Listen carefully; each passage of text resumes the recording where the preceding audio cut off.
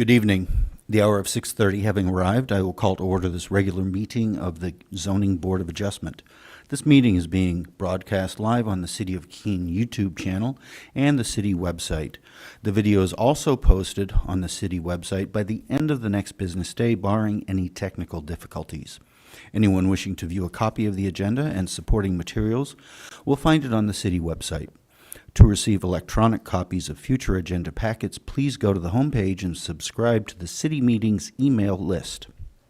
The public and other board members will be recognized to ask questions and make comments on the agenda item under discussion. After being recognized, all remarks are to be made through the chair. Anyone who wishes to address the board is asked to go to one of the microphones in the room and identify themselves by name and address prior to speaking. As a reminder, the minute taker is participating remotely this evening. Board members, please make sure to turn on your microphone when speaking. If the minute taker is unable to hear, they will ask that you speak louder or turn your microphone on. All right, so first we have introduction of the board members. Richard Clow. Here. Edward Guyot. Here. Tad Schrantz. Here. Adam Burke. Here. Zach Leroy. And for the alternates, Stephen Buckley Here. and Michael Zoll. That's it. All right. Should I ask an alternate to join us now or wait until after the minutes? I would do it at the beginning of the meeting. All right. Trial by fire, I'll ask Michael Zoll to join us as a voting member for the rest of the meeting. Thank you. All right, so our next item is minutes of the previous meeting, which was January 5th, 2026. Have folks had a chance to take a look at those minutes? Do I have any comments or changes to them? Mr. Chair, I have one comment and Yes. requested change. The minutes reflect that members not present, both myself and Michael Zoll. Technically, we were not even members of the ZBA until we were sworn in, which was after, at least I was notified by the city clerk on January 6th. So I think I should reflect that, not as it currently suggests that we missed a meeting, that in fact we were members in waiting until we were Technically actually not on the roster yet. not on the roster yet. So Okay. I would just ask that that be amended accordingly. All right. I think that is accurate and makes sense. So do I have a motion to accept the minutes as amended? So moved. And that was Mr. Guyot. A second Second. by Mr. Schrantz. All those in favor of accepting the amended minutes, please signify. And that's 4 yes and One abstention. one abstention. That's Mr. Burke. All right. Thank you for that. Do we have any unfinished business? No, Mr. Chairman. All right. So we have one hearing tonight. We'll move right to that. It is ZBA 2026-01, petitioners Samuel and Cassie Brown of 56 Birch Street, requesting a variance for property located at 56 Birch Street, tax map number 538-047-000-000, and is in the low-density district. The petitioner is requesting a variance to permit a garage addition that will encroach approximately 2.5 feet into the 10-foot side setback per Article 3.3.2 of the zoning regulations. Could we hear from city staff? Thank you, Mr. Chairman. Evan Clements, Planner and Zoning Administrator. Subject parcel is an existing .026 acre residential lot located on the southern side of Birch Street between the intersections with Balsam Street to the east and Needle Street to the west.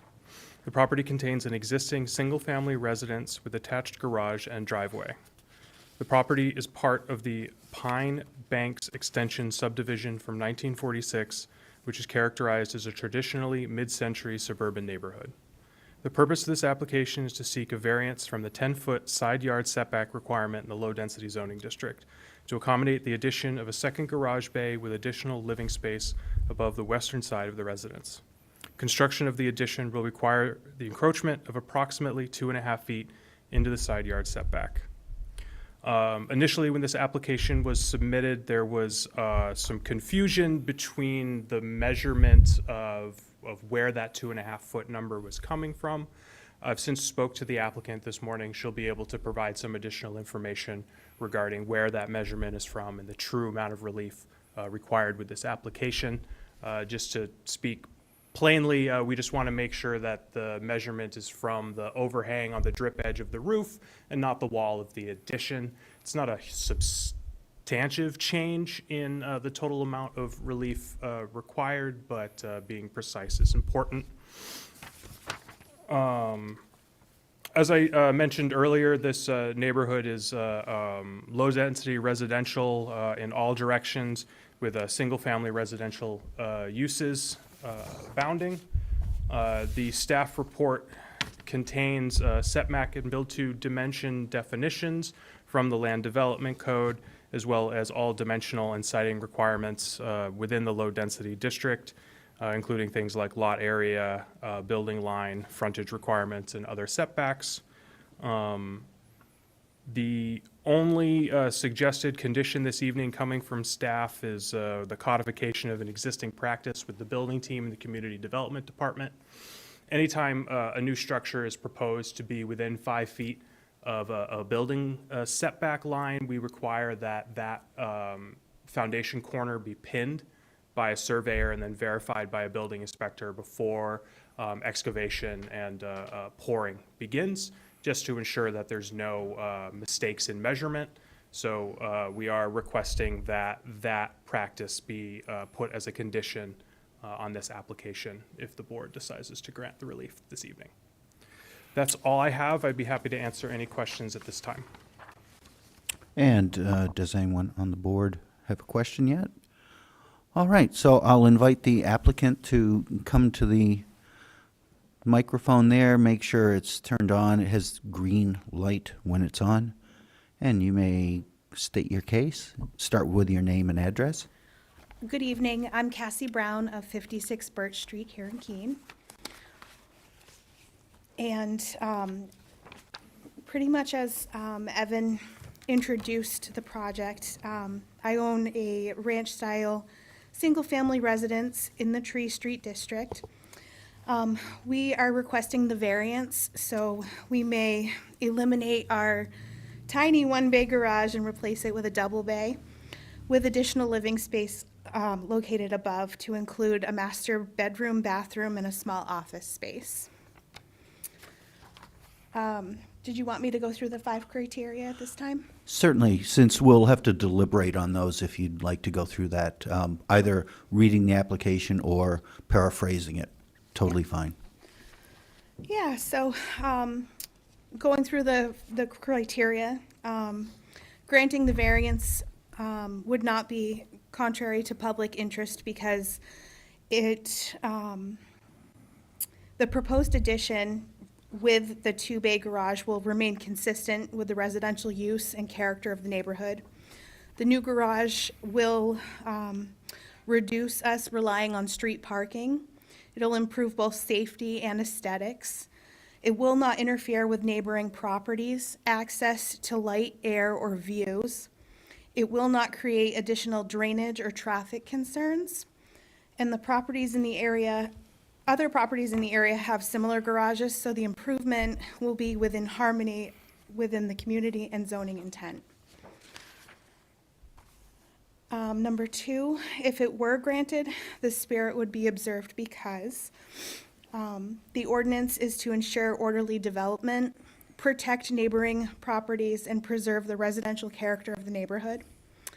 The proposed serves as a typical residential use. It fits within the scale of the property and aligns with the character of surrounding homes. Granting the variance allows the ordinance intent to be honored while reasonably accommodating the lot's conditions. Number 3, substantial justice is done by granting the variance because the benefit to the homeowner's safe, functional parking and reasonable use of the property, it outweighs any minimal impact to the public, which is essentially none. Granting the variance allows our family of 6 to use the property safely and fully, while denial would create an unnecessary hardship by restricting us to an undersized and outdated garage. The benefit to our family far outweighs any minimal or non-existent impact to the public. In conclusion, denying the variance would create an unnecessary hardship without providing any corresponding public benefit. Number 4, the proposed improvements will not diminish surrounding property values. In fact, a new well-designed garage with addition will enhance the appearance and functionality of the property, and secondarily, improve the neighborhood values overall. Number 5, the property has unique conditions that do create a hardship. The existing single-bay garage does not reasonably meet the needs of a modern household, forcing reliance of on-street parking. Due to the lot layout and existing structure, placement, strict enforcement of the ordinance would prevent a reasonable and customary improvement. Expanding to a 2-bay garage is a modest, practical solution consistent with typical residential use and other homes in the area. The proposed use is reasonable because a 2-bay garage is a typical and appropriate accessory structure for a single-family residence. It provides safe off-street parking and storage consistent with the residential nature of the property and neighborhood. It doesn't alter the character of the community. It will not increase traffic or noise, and is in line with what is commonly found on similar lots. Let's see. Denial of the proposed variance would harm the owners without benefiting the public. Granting the variance allows our family to use the property safely and fully, while denial would create an unnecessary hardship by restricting us to an undersized and outdated home. The benefit to our family outweighs any non-existent impact. I think I went through all the 5 criterias. I would like to revisit the relief we were asking, which is the 2.5 feet out of the 10-foot setback. I checked with our builder, our architect, and just for continuity, the surveyor. The 2.5 feet is measured from the wall to the setback. So if we were to include the drip edge, we would actually need 48 inches or 4 feet into that 10-foot setback. All right. Do I have any questions from the board for the applicant? Okay. Then if you can sit tight there, since it looks like we're pretty quiet here tonight. So at this point, I'd like anyone in the audience to speak up in opposition, which I do not see anyone. Do I have anyone in the audience who is speaking up in support? All right. So I would like to close the public part of this, and we can go into some deliberations. And if we do need to ask some more questions, we'll reopen it for that. Mr. Chairman, a quick Yes. question. Just curious, did anyone email or call about the application, any of the neighbors? We haven't had any correspondence related to this application. Thank you. Thank you. All right, so closing the public part of this, let's go into some discussion for deliberations. Just point by point, granting the variance would not be contrary to the public interest. Thoughts on that? Yeah, I'll speak first. I don't think that there's a harm to the public interest here. The case has been laid out that the house was built in the 40s or maybe 50s, and it's a different era. So I think that the neighborhood has changed over that time, and so I don't see a harm. Yeah. Yes.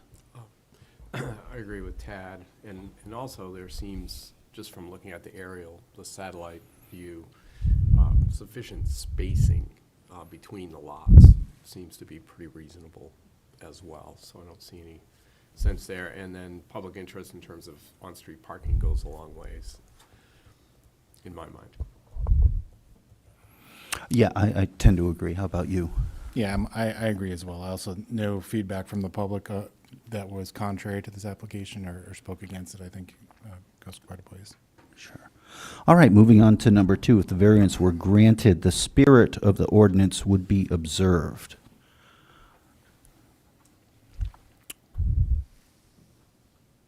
I see some nodding of heads. Well, I agree, that would be consistent and for the same reasons relative to the first criteria. Yeah, I guess my comment on that is it's contrary to the setback rules that we've laid out, right? But I don't see it as such an intrusion or such an impediment to the neighborhood or to the neighbors that it's causing any harm, so I'm fine. 3, granting the variance would do substantial justice. How do we feel on that? Again, I mean, that's weighing it, in the public good versus, what the applicant needs. And again, I'm not seeing anything with the public good that would be negatively impacted. So it could be said to be doing justice. Yeah, you know me, I'll hop right in. I think it's actually doing good in that it's improving the neighborhood and it's not creating any harm, so I think it's a positive thing. Agreed. All right, number 4, if the variance were granted, the values of the surrounding properties would not be diminished. That one's pretty obvious. They've spent a lot of time, it looks like, with the, what we see for a plot and everything, that they've worked to integrate it with the existing house, and it's going to most certainly be an upgrade which would assist all the neighbors.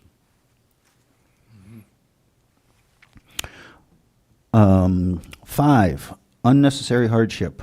Owing to special conditions of the property that distinguish it from other properties in the area, denial of the variance would result in unnecessary hardship because no fair and substantial relationship exists between the general public purposes of the ordinance provision and the specific application of that provision to this property.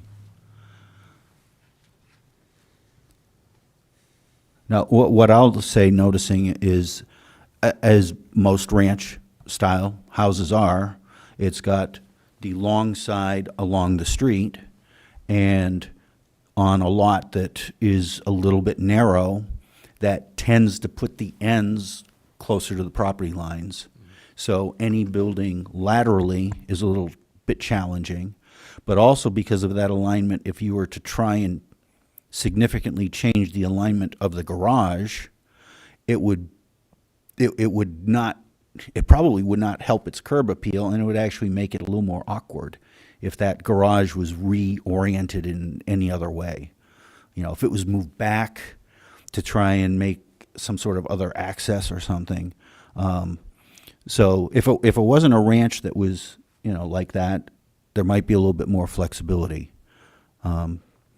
But putting it off to the end and honestly making it easy and trying to continue it in where there's an existing garage and an existing driveway, the curb appeal is maintained, and it's almost the only type of alignment that can be used. That's my thought. Agreed, and I'll add too that a lot of the rationale behind saying yes to number 5 is in the well-written paragraph by the applicant. I think it really is concise and sums up the issues very well. And then part 2, the proposed use is a reasonable one. And it's augmenting a residence with both a garage bay and residential space above.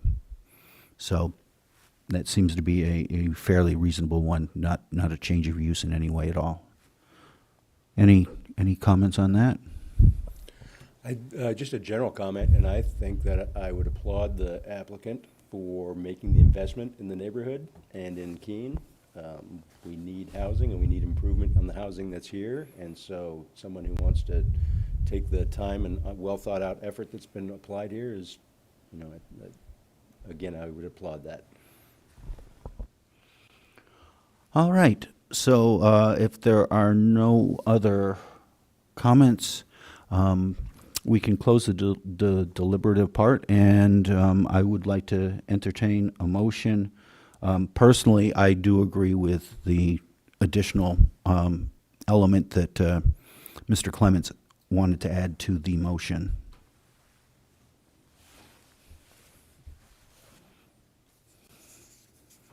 Right, you can find his proposed. Here's a copy of it.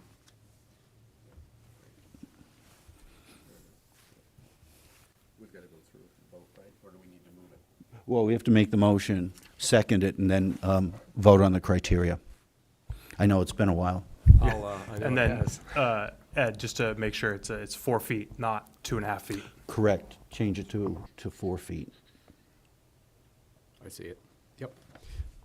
Okay, so I'd like to make a motion to approve ZBA 2026-01 for the variance to allow approximately a 4-foot encroachment into the 10-foot side yard setback to accommodate an addition for property located at 56 Birch Street, tax map number 538-047-000-000, as shown in the application and supporting materials received on December 1, 2025, with the following condition. Foundation corners shall be pinned by a licensed surveyor and verified by city building inspector prior to construction. And do I have a second?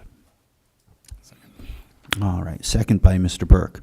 All right, let us vote on the criteria. Number one, granting the variance would not be contrary to the public interest. All those in favor? That is unanimous. If the variance were granted, the spirit of the ordinance would be observed. All those in favor? That is unanimous. Granting the variance would do substantial justice. Again, all those in favor? If the variance were granted, the values of the surrounding properties would not be diminished. All those in favor? And unnecessary hardship. Owing to the special conditions of the property that distinguish it from other properties in the area, denial of the variance would result in unnecessary hardship because no fair and substantial relationship exists between the general public purposes of the ordinance provision and the specific application of that provision to this property. All those in favor of that? And that was unanimous also. And the last one is the proposed use is a reasonable one. Again, all those in favor? All right. So for the main motion to approve ZBA 2026-01 for the variance to allow an approximately 4-foot encroachment into the 10-foot side yard setback to accommodate an addition for property located at 56 Birch Street, tax map number 538-047-000-000, is shown in the application supporting materials received on December 1st, 2025, with the following conditions of foundation corners shall be pinned by a licensed surveyor and verified by a city building inspector prior to construction. All those in favor of the general motion? And opposed? None. That, again, was unanimous. So thank you very much. Would the chair entertain a comment from the alternate? Yes, sir. I would encourage the board to adopt a finding of fact as a separate motion. I think the law requires it, and I think it would be very easy to just have the board vote to state that it agrees with the applicant's assessment, that there are existing conditions that create the hardship due to the fact that this is a subdivision from 1946, a house built in the 1950s with different configuration of household usage and different requirements for larger modern cars dictate the necessity and therefore defines the hardship for the existence for this particular need. I think something along those lines as a finding of fact should be made by the board. I know the board's practice is to rely on staff to put your findings of fact in the notice of decision. I don't think that's the better way to proceed. I think it's better for the board to enunciate those findings of fact, or one finding of fact at least, in when it makes its motion to approve, or as a separate part of the decision-making process. Do I have comments on that? I would like to hear from staff on that, just to get some, we should have some conversation, because that's, well thought and well presented, but it certainly seems like we should dig into that a little bit. Short answer is I don't have a problem with it. The specificity and clarity in making makes a strong approval just as well as it makes a strong denial. There are certainly, every municipality does it a little bit differently. Our practice in Keene includes in the final notice of decision, including the minutes of the meeting that include the deliberation and stuff like that. And Mr. Buckley and I have briefly discussed adding findings of fact in the motion language. Like I said earlier, it really can't hurt. And it may be a practice we might want to consider adopting more seriously. This evening, if you want to do it now, that's fine, or we can put a pin in it for now and talk about it a little bit more. I know I've since talked to the city attorney briefly about this as well, and she doesn't have any issue with it at first glance. So it's up to you all. Like I said, specificity really can't hurt an applicant, and it does make a stronger decision of this board. The statute that Mr. Buckley is referring to was changed within the last, I want to say 3 years. So I don't know how much, I don't know if there's any like solid case law to really point in like what's a good practice versus what's a bad practice. So what we're doing now versus adding another motion or adding the findings of fact in the final motion language is still, as far as I'm aware, a little up in the air. But again, I know I've said this for the third time. It's really not a bad practice. What Mr. Buckley articulated specifically related to this application, I think is a really solid finding.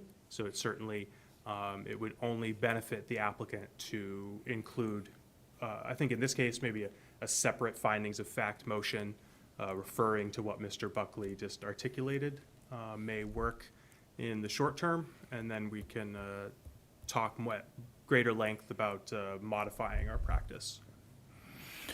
That sounds good to me. Does anyone have a perfect memory of how we can concisely say that the finding of fact?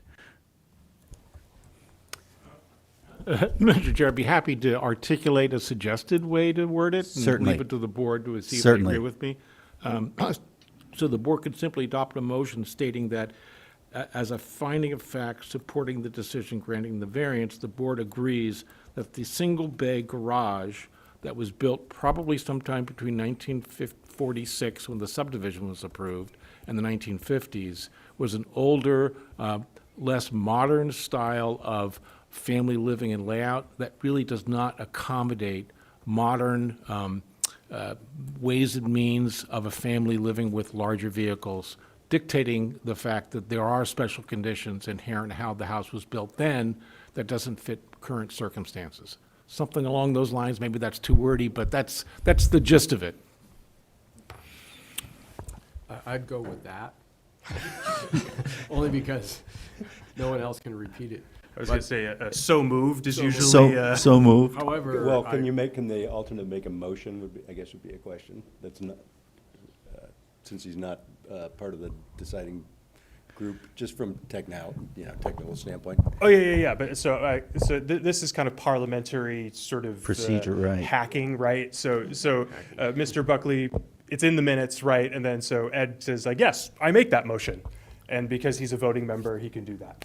That sounds excellent. yeah, what he said. Thank you. All right, so Mr. Guyot, are you making the motion? I make the motion based on the suggestion put forth. All right, and do I have a second for that? And a second by Mr. Burke. All those in favor of that motion, please signify. And that's, again, unanimous, none opposed. Thank you for that clarification and addition to our deliberations. Okay, it still has the same result, ma'am, so. All right. Do we have any additional business? I just have one question for staff, if I may. Certainly, yes. So just to clarify how the setback is measured, yeah, and I'm just going by the definitions in the zoning ordinance that says that the setback is the distance between any property line and the nearest point to which any building or structure can be erected. Now, the question I would have is, going forward from here, you know, is it going to be staff's position that that measurement is always from the overhang or the nearest part of the structure of the building, or is it the building line? I just don't, what I'm suggesting is, wouldn't it be a good idea to clarify for applicants going forward from now on, let's make sure it's measured from the overhang, or any part of the building that is nearest to the setback being measured, or something like that? Yeah, so,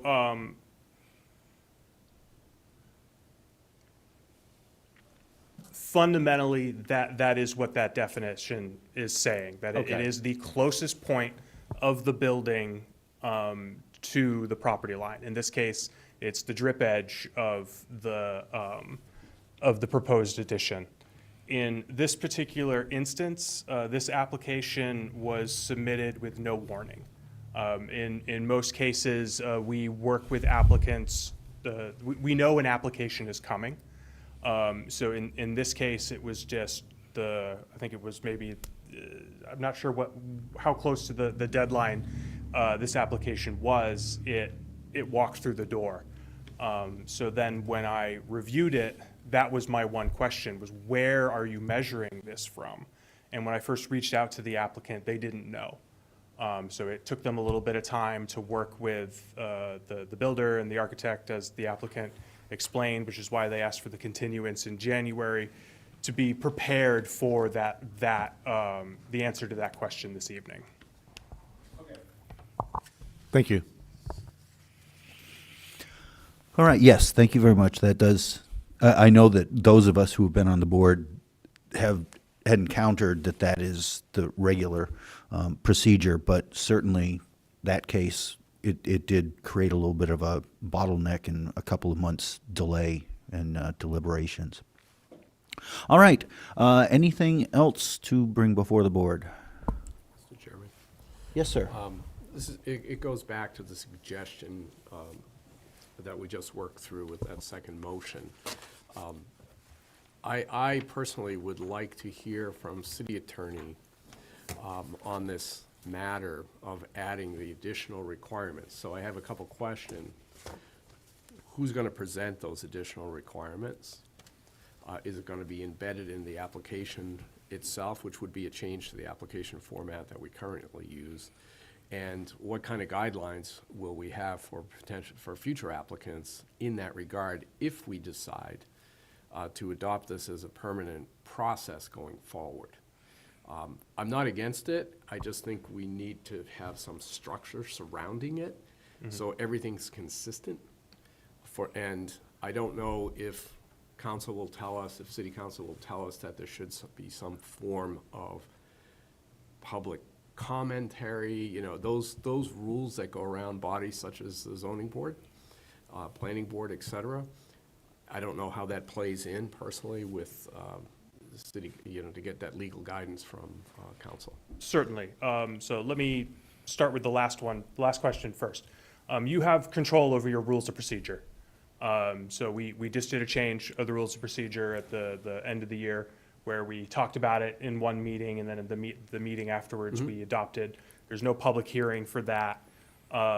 So the statute that was recently changed was more about denials than approvals, but it's any decision of the board And some of what the legislative intent was that zoning boards were denying applications and providing very little guidance to an applicant on why they were denying it. What part of their application did they fall down on? So the statute says that the board shall render findings of fact, which are very clear points for why you collectively as a body believe the application survives the variance test. So we sort of do that in the deliberative step. And then what staff does, staff takes what you deliberate, sort of, and then pulls from the minutes and puts that in as the findings of fact in the notice of decision. Where Steve is coming from is that there is some gray area in that, potential gray area, I should say, in that practice versus having you, the board, either in your motion to render a decision or as a separate motion codifying the findings of fact. It is very clear that that is the board's findings of fact. So there is, and I'll let Steve tune me up here in a second. There is the literal interpretation of the law, and then there is the practice and the administration of it. And not all zoning boards are necessarily blessed with people who have a lot of experience in this environment, in the law, and how to do things exactly how the statute book may read. And the courts have said that there is some wiggle room there. But at the same time, there is good practice to both protect the board, protect the city, and protect the applicants as well. So I think having this discussion, seeing what makes the most sense for what we're doing now versus what we can change to be better, I don't think there's any harm in that. No harm at all. I think we need to formalize it. So from what and thank you, Evan, for that explanation, then we should have a step just prior to the final motion laying out all those facts. So we can then rely on them relative to the approval or denial of any particular Absolutely. See, application. unfortunately, if I were to pre-render findings of fact for you in the staff report Well, we prior can't, to hearing then the you're providing a bias. Yeah, we Yeah, I can't do that, that. unfortunately. But I think we, as a body, need to add the step, which we don't have right now in our process, right before a motion is made, because those findings will potentially affect how the motion is done, and Yeah, we as a body kinda and need we to can reach we that can think conclusion. about it, but I imagine it would be at the end of your deliberation. So Right. staff go, the applicant goes, the public goes, and then it's your time. Yep. Right. You could deliberate through the checklist and then start again from the top and sort of wheedle out agreed findings of fact. You may just want to do that as part of, as you go through with the deliberation, is kind of come to either a consensus or not a consensus. But that's not a decision that we need to figure out in this second. Oh, agreed, yeah. So that's just kind of what I'm thinking. Certainly can talk to the city attorney a little bit more. We can look at the rules of procedure. We probably would want to, if we decide that this is a practice that we want to adopt, we might want to add it into the rules of procedure somewhere. So I think once decided what the methodology is going to be, it should be added to the rules and procedures. Okay. So, all right. So that's a good discussion. Yes, I could see what I was envisioning if we replayed this of in the deliberations to just before we finish with each section to sit there and go, then we find that in fact, because it was built in X number of years and is inappropriate or does not match up current blah, blah, blah, that is why we find that it is a special case or something. So we can pull verbiage from the application to support the findings of fact is essentially what we should be doing. And whether that is done as a separate motion or we just make sure we are clearer instead of saying, well, it sounds good, to just spit a little bit of that back out. And that is what you're voting for or against. So we've just clarified that